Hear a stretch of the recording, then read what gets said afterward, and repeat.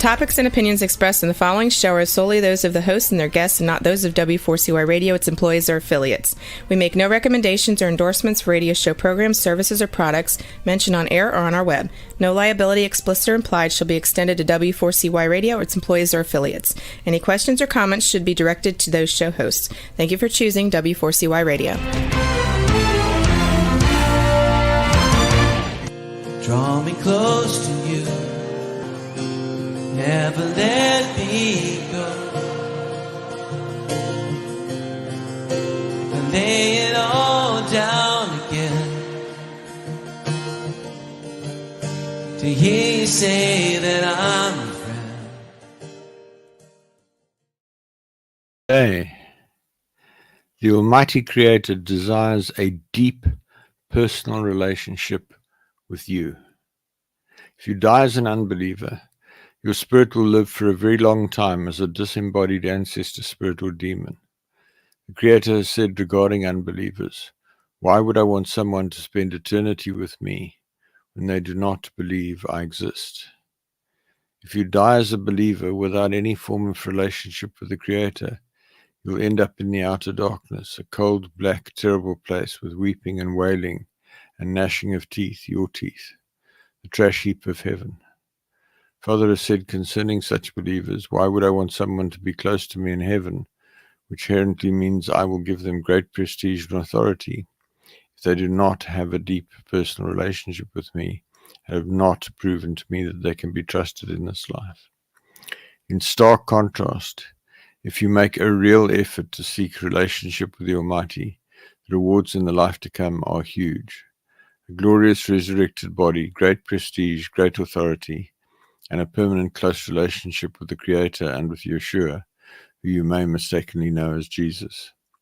To put this all in context, the Almighty has said, "I created human beings, this planet, this universe, for men and women to be my friends, my companions, to explore and learn and develop together. My greatest grief is that almost no person understands this, let alone seeks such a relationship with me." Today we're going to look at the essence of my message regarding prayer. Overview. Over the years, I've written a significant amount regarding prayer and published significant lists of prayers, as evidenced on the prayer webpage. It therefore seemed appropriate to consolidate all of these writings into one coherent document aligned with my present understanding, hence the document on which this broadcast is based. We'll discuss a range of principles, starting with the right heart attitude and words. I'll advise you to avoid presumption.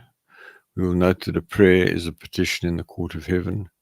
We will discuss authority in the name of Yeshua and also prayer in the name of Yeshua. I will stress that prayer is not prescription nor demand. It will be noted that Yah can only move on earth through the prayers of believers. I would advise that short and to the point is frequently most effective. You'll be advised to give yourself and your life over to Yah and seek His direction. It will be stressed that Yah is not a performing seal and we are not glove puppets. We will talk about one flesh bonds and about being taken out of the formal assembly. Finally, we will speak about sensitivity and obedience. Then we will look at the state of your relationship with the Almighty Creator. By way of introduction, who am I? James Robertson. I have a doctorate in engineering and I'm a retired military commander. I now work as a consultant and business manager. I have over 30 years' experience of actively seeking to draw close to the Almighty, following a dramatic encounter with Him on the 12th of March 1993, when He spoke to me audibly in a locked room and I knew for certain that He was real. I was confirmed in the Anglican Church at the age of about 13 and served as an altar boy for a number of years from the age of 19. Eventually, married to an unbeliever, I became disenchanted with the hypocrisy of the Church and backslid to a point where I was not even sure the Almighty existed. In this backslidden state, I embarked on an adulterous affair which, when it ended, left me desperate and suicidal. It was then that the Almighty spoke to me, and I realized that my intellect had gotten me into a right mess, and I chose to serve Him faithfully for the rest of my life. In doing this, I applied my deep-seated aversion to failure born out of an accident in early childhood, coupled to my engineering and military training of rigor and preventing failure, to my seeking of knowledge about Father. This journey led to numerous supernatural experiences, prayers answered, and clear communication with the Creator that forms the basis for what I teach in these programs. What is End Time Mission Ministries? It's the organizational vehicle for delivering my message through email, articles, websites, this radio program, physical books, LinkedIn, Facebook, YouTube, SlideShare, and Twitter. What is this program? The Creator desires a deep personal relationship with you. It represents the essence of my message. See the website www.endtimeissueministries.org for more information. That's endtimeissueministries, one word, .org. See also www.relationshipwithcreatorradio.com. Click on the show and podcasts for previous broadcasts, or search on Google for quote Relationship with Creator Radio. There are at least 4 podcast websites which have got the historical copies of all the broadcasts. So today my message is 2022-0603, the essence of my message regarding prayer. Over the years, I've written a significant amount regarding prayer and published significant lists of prayers as evidenced on the prayer webpage. It therefore seemed appropriate to consolidate all these writings into one coherent document, aligned with my present understanding, hence the document on which this broadcast is based. I'd like to share an update from May 2022. Important clarification regarding prayer to be spirit-led. Please see the page, the essence of my message, read not a glove puppet, and the myth of led by Yah every second of every day in every possible way, for an update regarding my thinking of some of what is offered here as recommended prayer. This is really important. So folks, we have a need to believe that somehow Father is manipulating and controlling and directing our lives at a fairly detailed level. As a general principle, this is not the case. He created us to rule on earth. He will give us wisdom. He will give us guidance. If we're young believers, he will take us by the hand and lead us. But as we become mature, he expects us to exercise our intellect and discretion and make decisions and so forth. So you've got to be careful about saying this is Yah's plan for me, or this is Yah's will, or Yah's leading me this way, because a lot of the time you're mistaken. So I want to talk about some principles, and I want to start off with the right heart attitude and words. The Almighty says effective prayer relies on the right heart attitude and the right words. I've heard people pray and say things to Father that just are not appropriate. He wants us to come to him humbly, meekly, gently. He's our daddy, our Abba, our Father. He's also the creator of the heavens and the earth, the eternally self-existent one. He deserves respect, folks. He really deserves respect. So you need to come to him respectfully, realizing that he's hugely powerful. He could snuff you out at the click of his fingers. But he doesn't do that because he wants us to determine where we're going to end up in heaven. So I really want to encourage you in what follows. It's not just about the right words. It's also about the right heart attitude. It's also about wanting to please him. It's wanting his will to be done. I hope that makes sense. Don't just storm in and say whatever you feel like saying. Give some thought to who he is, who you're speaking to, and treat him appropriately. An extension of that point, to avoid presumption. For many years, I've prayed along the lines of, Father, help me to be led by your Spirit every second of every day in every possible way. At the time of writing this, I made a very bad business decision, assuming that I was being led that way. Initially, I was angry with Father. When I first got on my knees to ask what went wrong, he pointedly told me that I did not ask his opinion, so he was not able to help me. In due course, I came to a place where I was calmer, and on further inquiring, he pointed out to me that we are called to rule on earth by his Spirit, which requires that, as he has said to me many times, James, you are not a glove puppet, meaning that we have to exercise our own discretion and judgment. So just because you're praying, Father, help me to be led by your Spirit every second of every day in every possible way, does not mean that he's actually granted that prayer. Don't presume that he has.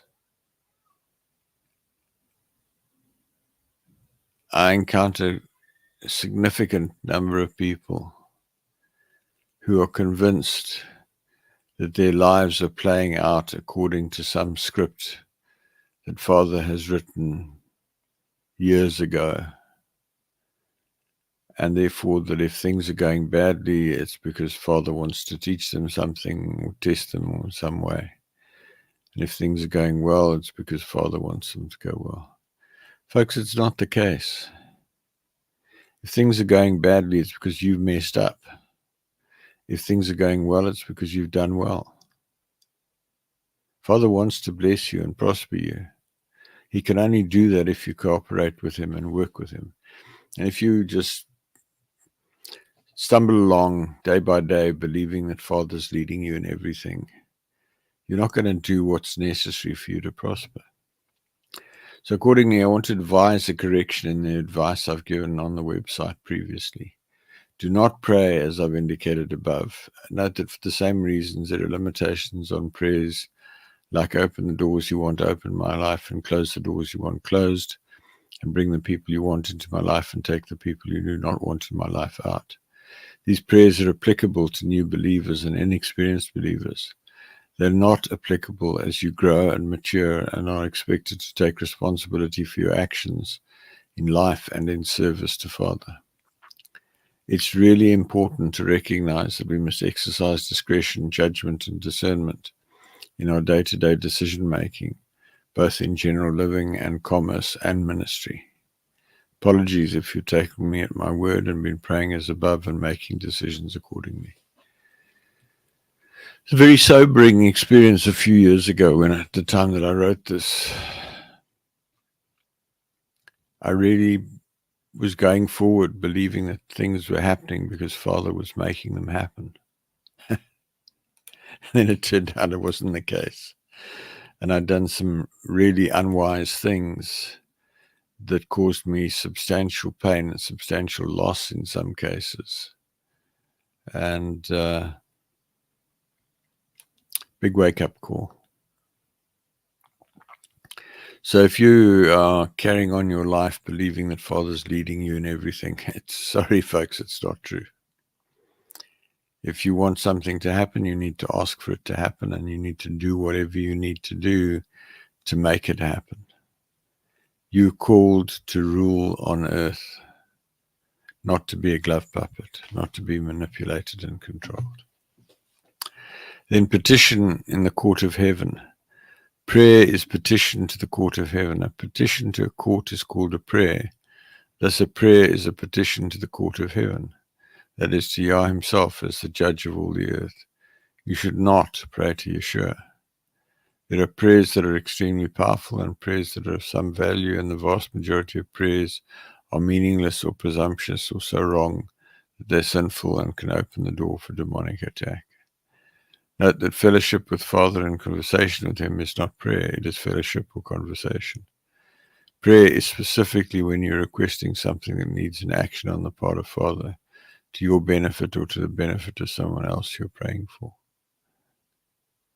I got involved in a court case in about, 1999, 1998.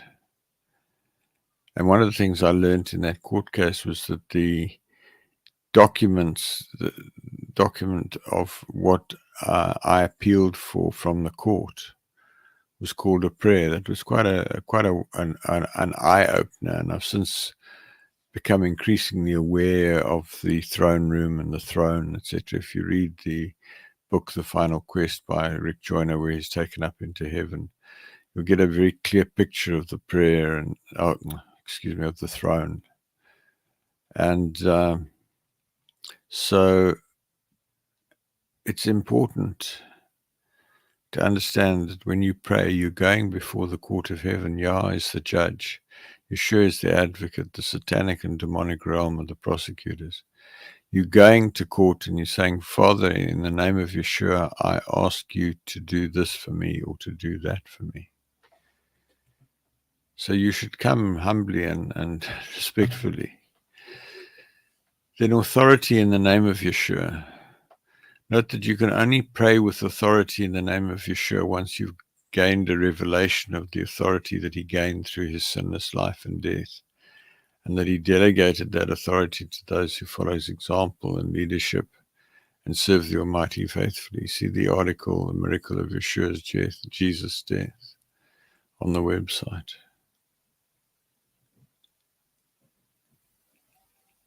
One of the things that I think very few people understand is that the biggest miracle in Yeshua's life was that he lived for 33 and a half years and then died a terrible death without sinning once.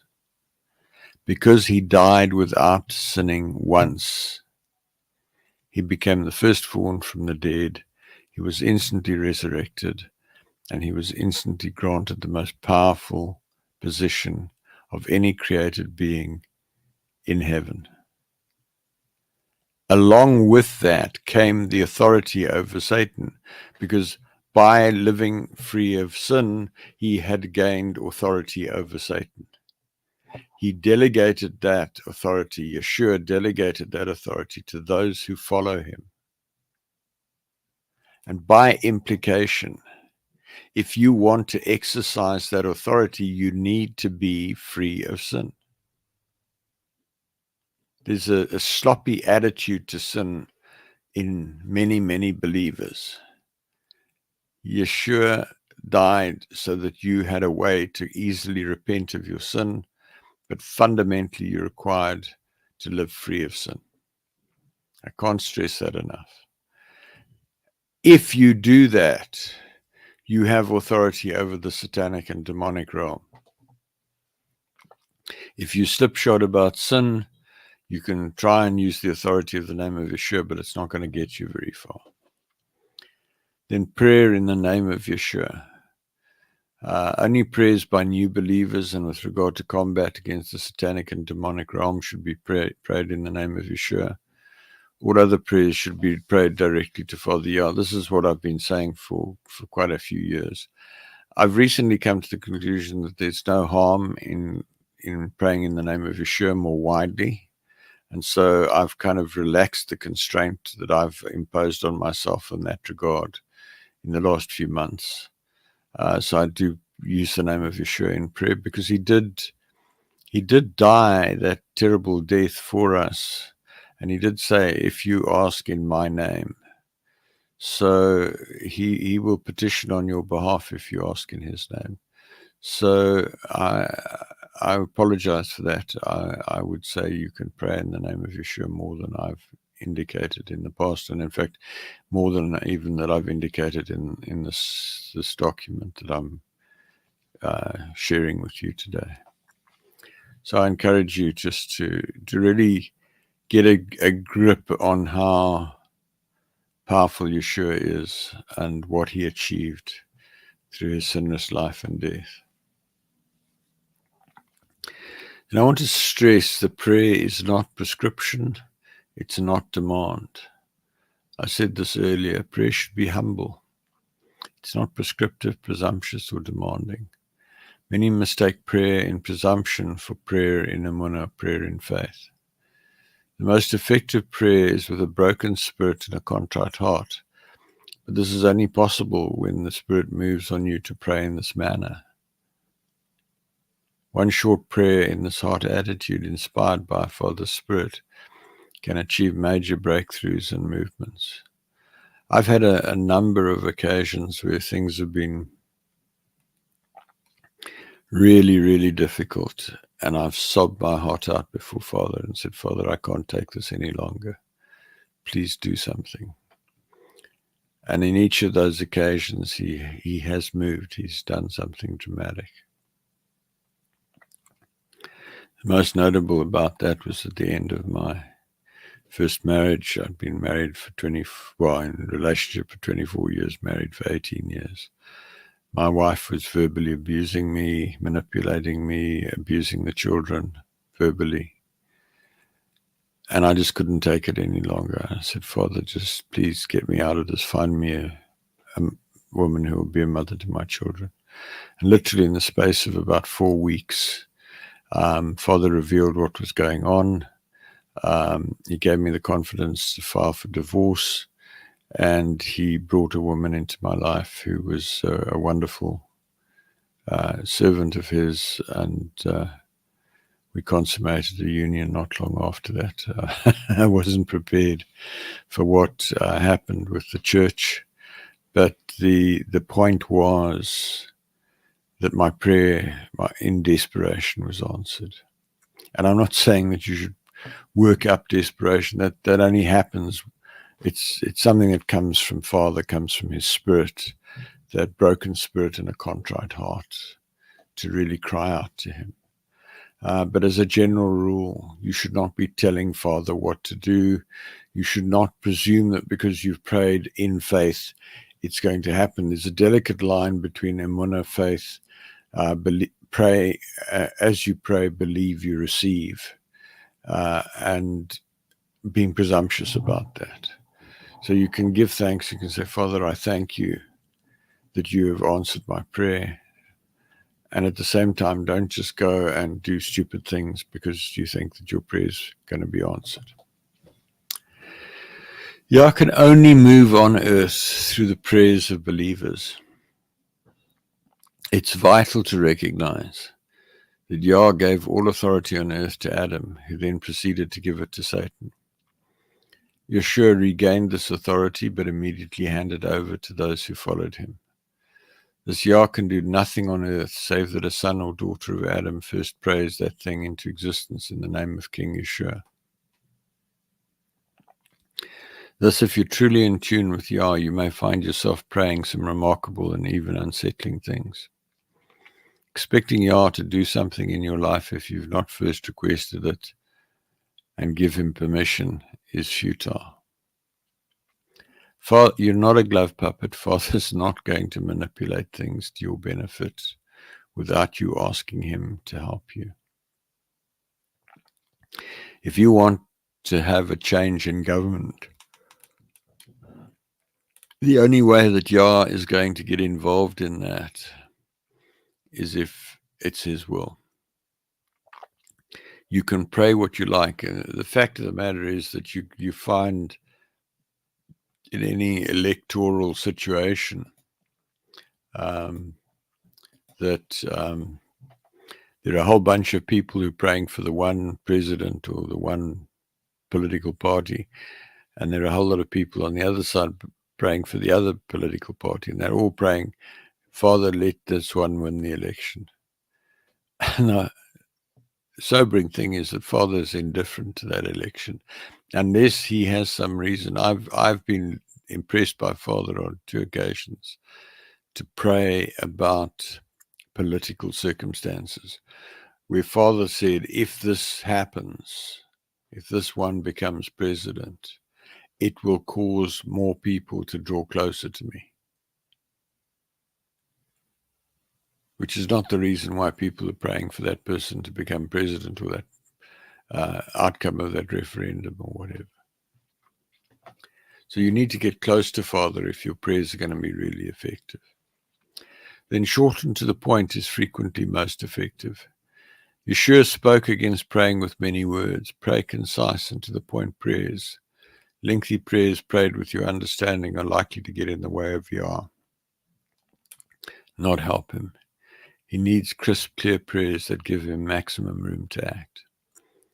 The prayers that I'm going to talk about in this broadcast and the broadcast to follow accord with that recommendation and collectively represent a very powerful and effective set of prayers that I've prayed with greater or less regularity, mostly for over 2 decades, in fact, close to 3 decades in some cases, and more to significant effect. Frankly, if you're not praying most of these prayers regularly, you're unlikely to be really serving Father in any meaningful way.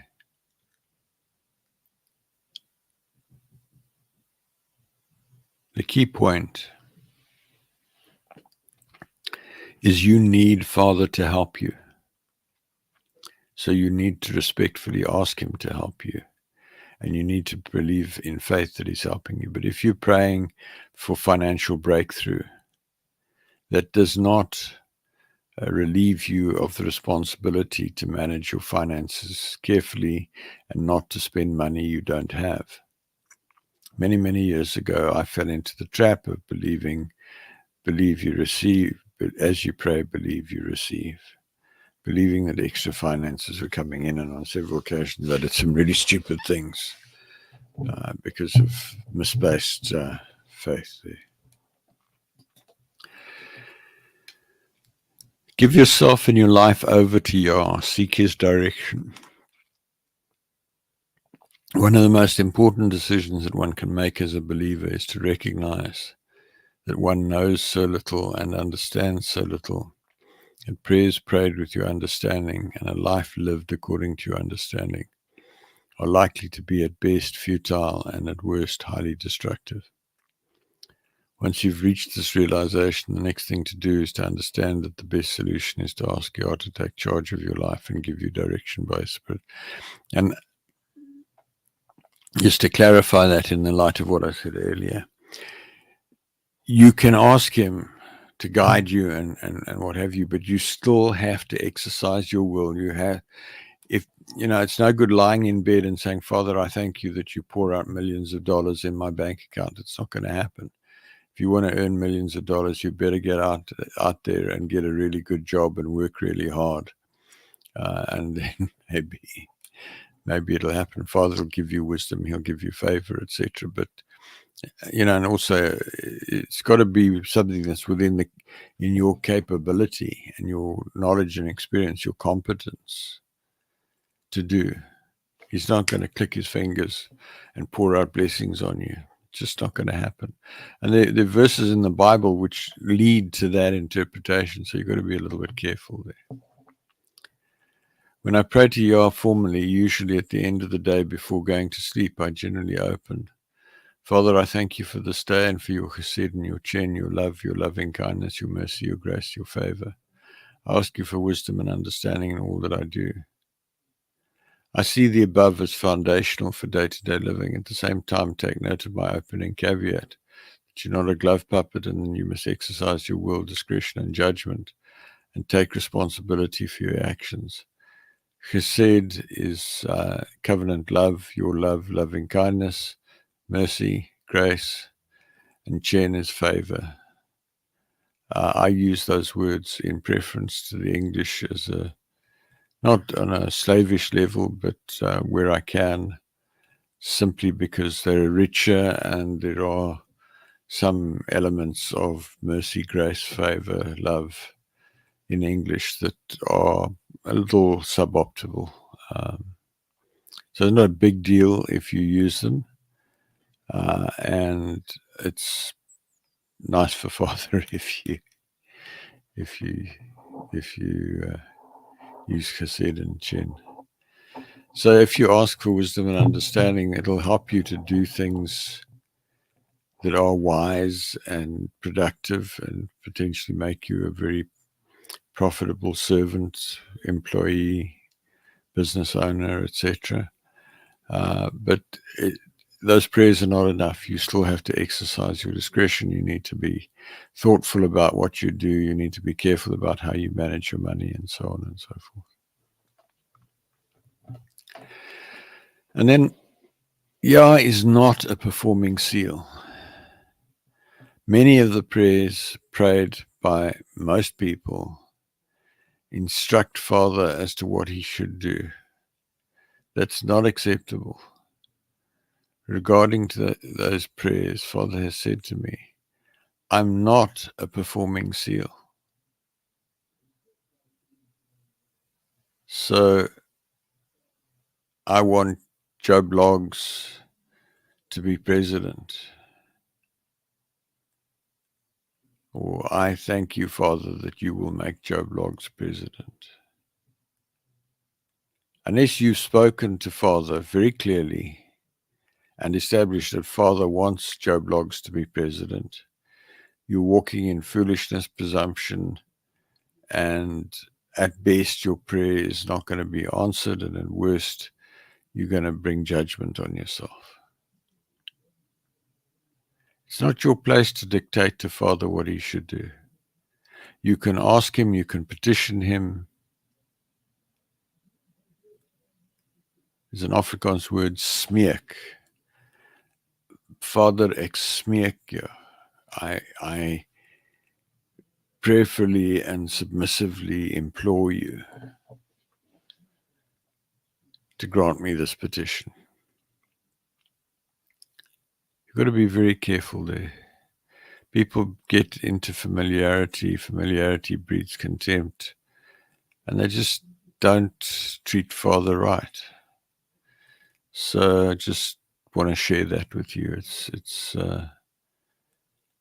I've been down that road. I've made that mistake at times many years ago. I like to believe I don't do that anymore. But it's a delicate line, because you've got these teachings which say, as you pray, believe it. As you pray, believe you receive. And whatever you pray, you can have. And you just got to be careful, folks. We're not glove puppets. I've talked about this. As noted earlier, Yah said to me, James, you're not a glove puppet. In other words, we're required to exercise free will and discretion and work things out, and not presume that Father will drive us like glove puppets. That is important to keep in mind when praying and when considering life with Father in general. One needs to learn to hear Father and then go to him and consult with him. I can't stress this enough, folks. The only reason that you exist, that I exist, is because Father wanted friends, wants friends. And friends don't just blunder around doing things, assuming that their friend is in accord with them and supportive of them. Friends talk to friends, consult with friends, ask their opinion, do things in alignment with one another. The fundamental piece about what we're talking about here with friends, with prayer, is that Father wants you to come to a place where you can hear him clearly, and you can go to him and say, Father, should I take this job? I was thinking of taking a few weeks holiday. What do you think? And he might say to you, that's fine. He might say to you, I would postpone that a little bit. There's some things happening in your work situation where it would be favorable for you to be there. He wants to be part of your life. He wants you to ask his opinion and ask for guidance. Why then should he manipulate you if you're not talking to him? That doesn't make sense, folks. Then I want to talk about one flesh bonds. There are a range of important prayers for provision and protection. The exact wording may vary depending on the extent to which you have faith for these things. However, note that if you are one flesh with one or more other human beings, and they're not in close alignment and harmony with you and what you're believing for and doing, these prayers will constantly be frustrated by hindering spirits, demons that obstruct the flow of finances, blessings, etc. Remember that a house divided against itself cannot stand, and conversely, unity is strength. Where you have illegal or residual one-flesh sexual bonds, see the article relating to the separation of a man and woman for a complete set of prayers and procedures to cut these. If you look under the men and women page, you'll find there's men and women and family, and under that separation of man and woman. Folks, casual sex for a believer is just out of the question. It's going to dig you into a deep, dark pit. Once you're one flesh with somebody, yes, there are certain circumstances where Father will grant divorce, and that's not the subject of this broadcast. But it's going to mess with your life. If you're an unbeliever, it really doesn't matter who you have sex with and when you have sex, whatever. You're an unbeliever. You're serving Satan. So what does it matter what you do? If you're a believer, the satanic realm will use whatever you do sexually to manipulate and impact your life.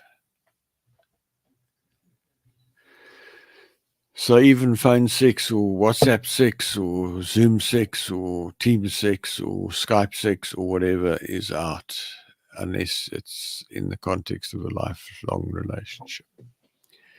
Where you have legal ties, you need to work out what you need to do to get the person or persons with whom you have those ties into alignment with you if you're the male, for you to get in alignment with them if you're the female. Until you do this, your prayers will be hindered. This applies particularly to finance.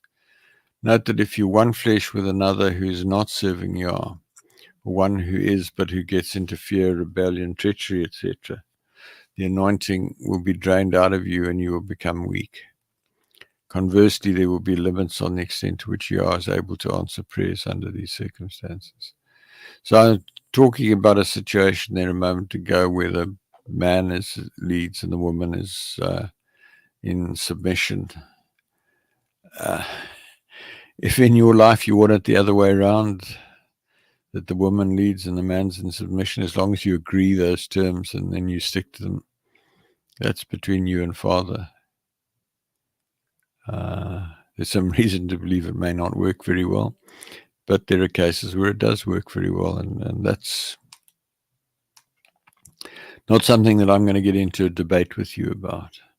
If you want to say, well, neither of us is in the leadership position, well, you can try that, but I think you'll trip over it in time. The fact of the matter is, it doesn't matter what you say, what you believe. If what you say and what you believe is contrary to Father's commandments, is contrary to the laws of the spirit realm, you're going to get into trouble. The forces of darkness will see to it.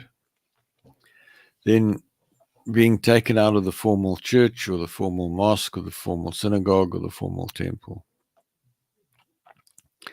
Once you start praying the prayers that I'm going to share with you next week, it is probable that if you're still in formal religion, Yah will take you out very quickly. You also need to worship regularly, not feel-good worship, definitely not worshiping Yeshua or Jesus, but worship that lifts Yah up and makes him feel good and that humbly requests him to move in your life, etc. Refer to the webpage Recommended Worship Songs for a collection of songs that I've used for years and keep coming back to. See also some powerful worship songs in other webpage.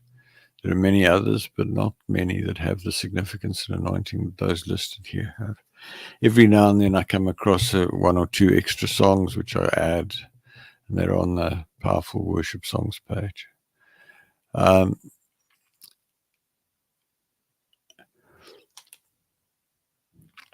Father did not intend us to belong to a particular religious group, a particular denomination, a particular sect.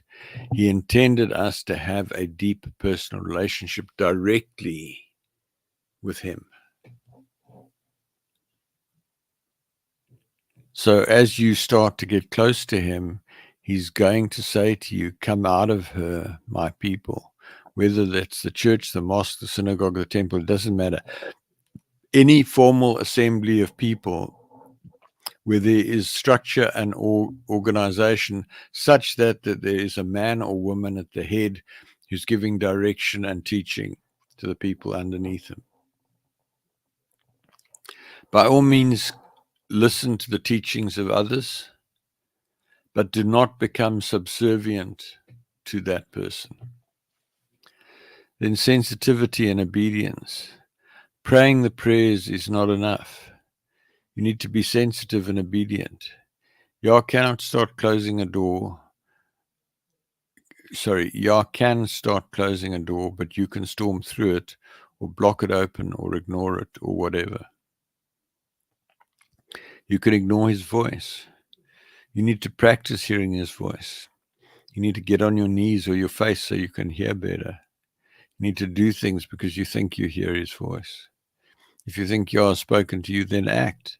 If you're unsure, then ask for confirmation or guidance. But if it's not a massive issue, then just tell him you're going to do what you think he's told you to do and do it.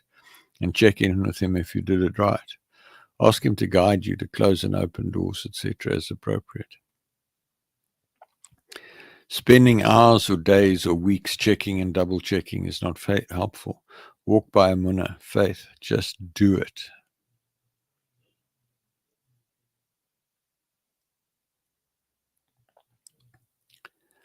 The critical thing, I say again, Father wants a deep personal relationship with you.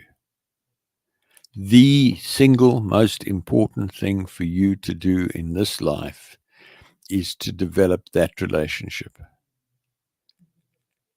To become sensitive to him, to become obedient to him, to become his friend, to become his confidant, to become his partner, collaborate with him,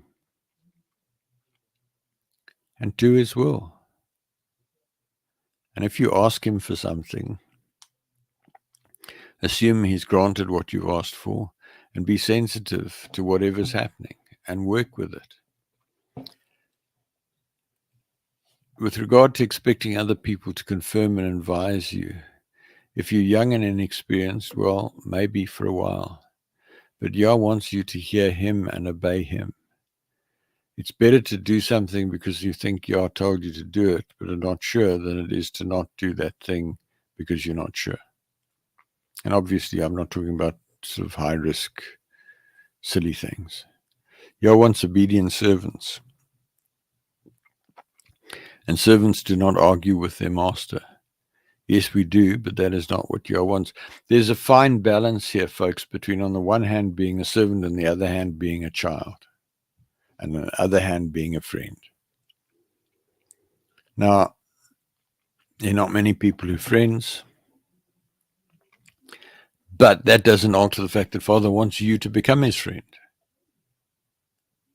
He passionately wants you, whoever you are, wherever you are, to become his friend. He wants to talk to you. He wants to advise you. He wants to get your opinion. And he wants to use you to pray things on earth that he wants done.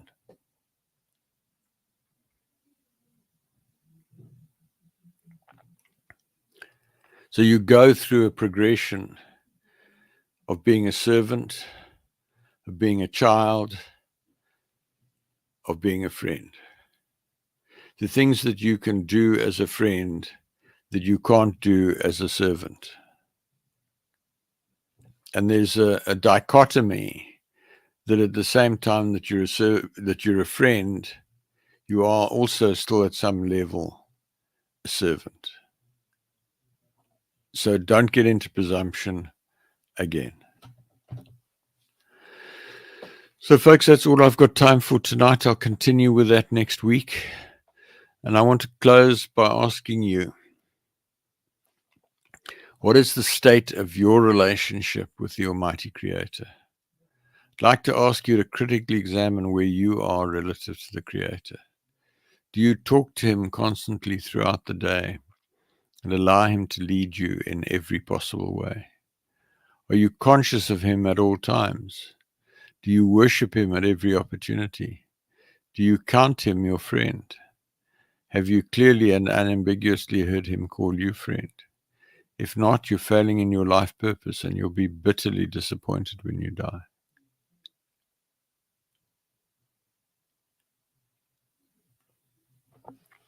The key piece here, folks, is why do you exist? Why do we exist? Why does the planet exist? Etc. And the answer to that is quite simple. Millions of years ago, Father was lonely, and he decided to create beings that were intelligent, that could exercise free will, and who would be these friends that he could talk to and do things with. And so he set about, he created a mass of matter, he created the Big Bang, he created the universe, he created the different solar systems, he created this solar system, he created this sun, this earth, and then he got the atmosphere right on the earth, and then he started by creating simple plants and more complex plants, and simple animals and more complex animals, each one an incremental experiment in as he explored how to create something that was really pleasing to him. And finally, he created us. If you don't get that, it doesn't really matter what you do with the rest of your life. You're going to be seriously disappointed when you die. So on the website, various web pages, video, Why Seek Relationship, Miracle of Yeshua's Death, the Creator desires a deep personal relationship with you, 7 components in drawing close to the Creator, recommended worship. The Creator's name is Yah, the eternally self-existing. The essence of my message to Christians, also to Jews, also to Muslims, also other faiths and unbelievers, all available at www.endtimeissueministries.org. Transcript of nearly all teachings in the series are available on the website at the bottom on the radio page. Recordings of nearly all of the teachings broadcast so far are available on the radio page, and they're all available at relationshipwithcreatorradio.com. Click on the show on the top menu and drop podcasts on the drop down, or search on Google for Relationship with Creator Radio. As I said before, if you search on Google for Relationship with Creator Radio, you'll find about 4 podcast websites that have the back issues. Books constituting a compilation of most writings published from 1998 to May 2019 are available near the bottom of the menu at the compilation of most writings page. I publish regular email articles. Email me on james@endtimeissueministries.org. That's JAMES at endtimeissueministries.org to be added to the list, or to seek counsel or prayer, or give me feedback. Visit the website and use the Google search, the article keyword cloud, the table of contents, and the article search to locate the information you're looking for. There are about 2,500 articles in the article database. There's over 1,000 web pages. Folks, if you are looking for information, there's probably a fairly good possibility that you'll find it on the website. Google search particularly useful. In closing, thank you for listening. Please send me your questions to james@endtimeissueministries.org. Please email me to join the mailing list at james@endtimeissueministries.org. If you decide to draw close to the Almighty, please let me know, and we can connect by Skype, Zoom, email, or telephone so that I can help you with your journey. I hope to connect with you again next week, when I will continue to explore how to become a friend of the Creator. Work with me to make a way for Yeshua to return in victory at the end of the millennium and make his enemies his footstool. So, as I've just said, the sole reason that you exist, that I exist, is to become a friend of the Creator. It does not matter your race. It doesn't matter whether you're African, Asian, European, Caucasian, whatever. It doesn't matter whether you're rich or poor, tall or short, thin or fat, educated, uneducated. It doesn't matter whether you're Jewish, Christian, Muslim, Zoroastrian, yoga, Buddhist, Confucius, Baha'i, whatever. Father wants you to become his friend. He wants you to lay down your life and say, Father Yah, I come to you. I want to become your friend. Help me to become your friend. He will take you by the hand wherever you are. He will meet you wherever you are, and he will lead you down that journey, and I'm here to help you. Thank you so much. Good night. Father, I come to